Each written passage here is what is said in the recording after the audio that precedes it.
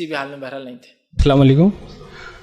اسلام جو ہے تو اللہ کے رسول کے وقت مکمل ہو گیا تھا، تو یہ جو تینوں خلیفہ کے اوپر جو لوگ آبجیکشن لیتے تو اس سے کیا حاصل کرنا چاہتے ہیں جو لوگ آبجیکشن لیتے؟ بھائی نے سوال کیا کہ جو آپ کے زمانے میں اسلام تو مکمل ہو گیا، پھر تینوں خلفاء راشدین پہ جو لوگ آبجیکشن لیتے ہیں علی کو چھوڑ کر، اور خاص طور سے اپنے آپ کو علی رضی اللہ عنہ کے چاہنے والا کہتے ہیں، اس سے ان کو کیا مفادات حاصل ہوتے ہیں؟ دیکھیے، سب سے پہلی چیز تو یہ کہ اسلام کے جزیرۃ العرب میں مضبوط ہونے کے بعد کوئی ایسا پولیٹیکل سیناریو دشمنان اسلام کو نظر نہیں آ رہا تھا جس کی وجہ سے امت مسلمہ کی طاقت کو توڑا جائے۔ تو سیناریو کیا کریٹ کیا گیا؟ سیناریو یہ کریٹ کیا گیا، ایک ماحول یہ بنایا گیا کہ نبی اکرم صلی اللہ علیہ وسلم کے بعد اگر کوئی وارث ہے نبوت نبی اکرم صلی اللہ علیہ وسلم کا، تو وارث آپ کے خاندان سے ہی ہونا چاہیے، اور خاندان سے ہونا چاہیے چونکہ آپ کو تو کوئی لڑکا نہیں تھا، ظاہر سی بات ہے چچاؤں میں یا خاندان میں کیا دیکھا جاتا ہے؟ خود انسان، پھر انسان کی بھائی، چونکہ آپ کو کوئی بھائی وغیرہ نہیں تھا، پھر چچا، تو یہ خاندانی ہوتا نا، تایا چچا، یہ سمجھ، وہ نہ ہو تو پھر ننیال کی طرف معاملہ جاتا ہے، ماموں، اور یہ ہوتا ہے۔ تو لہٰذا حضرت علی اس کے جو ہے وہ ہے، اس کے بعد حضرت علی کو اٹھایا گیا تاکہ امت مسلمہ میں گروپزم قائم ہو، علی کو چاہنے والے اور علی کو نہیں چاہنے والے، اور وہ اس معاملے میں دشمنان اسلام بہت حد تک کامیاب رہے کہ ایک قوم کے حصے کو علی کے محبت میں اتنا غلو کروایا کہ کچھ نے علی کو اللہ کہہ دیا، کچھ نے علی کو وسیع اللہ کہہ دیا کہ اللہ کے پاس وسیلہ یہ نہیں ہوتا تو نبی کو نبوت بھی نہیں ملتی، کچھ نے یہ کہہ دیا کہ جبرائیل سے غلطی ہو گئی تھی، علی نبی بننے والے تھے، وہی غلط جگہ چلے گئی۔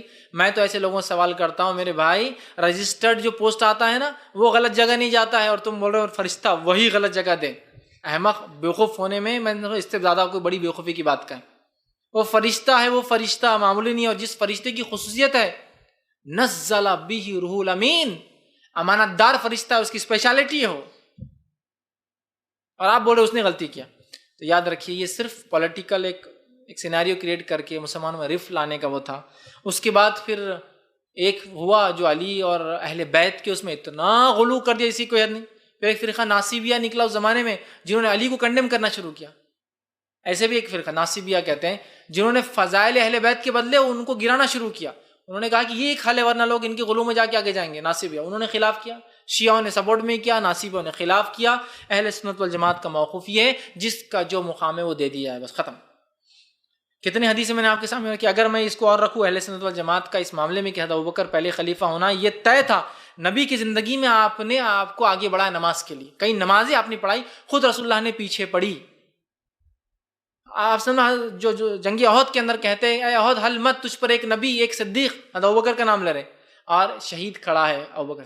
آپ سے سوال ہو رہا ہے کہ آپ کے بعد آپ نہ ملے تو کس سے کچھ چیز لوں، تو کہا ابوبکر سے لینا، وہ نہ ملے تو عمر سے لینا۔ خود آپ بتا رہے ہیں، تو سیکوینس تو بتا دیا گیا نا شریعت کے اندر۔ پھر اس کے بعد آپ سے فرماتے ہیں میرے بعد 30 سال تک خلافت راشدہ چلیں گی۔ ہم سب جانتے ہیں چاروں خلیفہ کے آپ پورا ملا لیجئے 30 ایئرس تھی وہ چلی۔ تو یہ تو ہمارا عقیدہ ہے، لیکن اب بس بہرحال افراط و تفرید کی امت شکار ہوئی، لہٰذا اس سے پولیٹیکل ایشو کریٹ کر کے پولیٹیکل بینیفٹس کے علاوہ دشمنان اسلام کو اور کچھ بھی نہیں ملا ادھر۔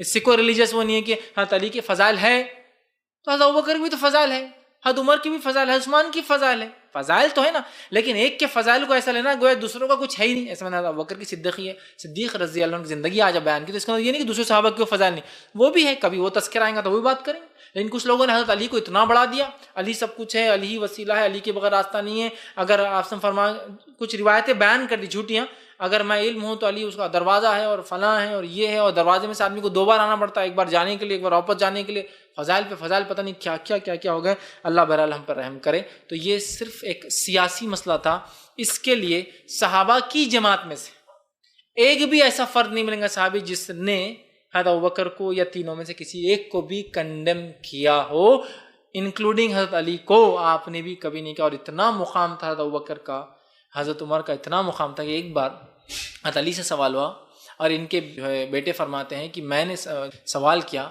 کہ دنیا کے اندر نبی اکرم صلی اللہ علیہ وسلم سب سے افضل کون ہے؟ حضرت علی نے فرمایا کہ ابوبکر۔ کہا اس کے بعد کون ہے؟ کہا عمر۔ اب اس کے بعد ان کے بیٹے نے سوچا اگر میں پوچھوں گا اس کے بعد کون ہے تو شاید علی شرما جائے، نہ بولے، تو انہوں نے خود کہا کہ اس کے بعد آپ۔ تو کہا مجھے کہاں لاتے ہو اس صف میں تو ایک ادنا انسان ہوں، مجھے کہاں لاتے ہو اس صف کے اندر، میں ہوں ہی نہیں اس میں تو ایک ادنا انسان ہوں۔ بازو اگر حضرت علی کو ذرہ برابر بھی دشمنی ہوتی یا وہ حق پر ہوتے، جیسا کچھ لوگ کہہ رہے ہیں کہ علی حق پر تھے، تو حضرت علی کو تو اچھا موقع تھا نا اپنے بیٹوں کو تعلیم دینے کا کہ ابوبکر نے حق مارا میرا، تمہاری ماں کا جائیداد نہیں دیا، اور میرا حق تھا خلافت کے لیے وہ کیا۔ اور خود خلیفہ بننے کے بعد کنڈیم کرنا چاہیے تھا نا تینوں خاندان کو کہ یہ لوگوں نے مجھ سے ولی خلاف بات ہے مسلمان، اب تم نے صحیح خلیفہ چنا ہے تمہارے لیے. آپ نے اتنا احترام کیا ساری زندگی ان لوگوں کا جس کی کوئی انتہا نہیں. تو بہرحال اس میں سیاسی فوائد کے علاوہ اور کچھ باتیں بہرحال نظر نہیں آتی ہیں. السلام علیکم ورحمۃ اللہ.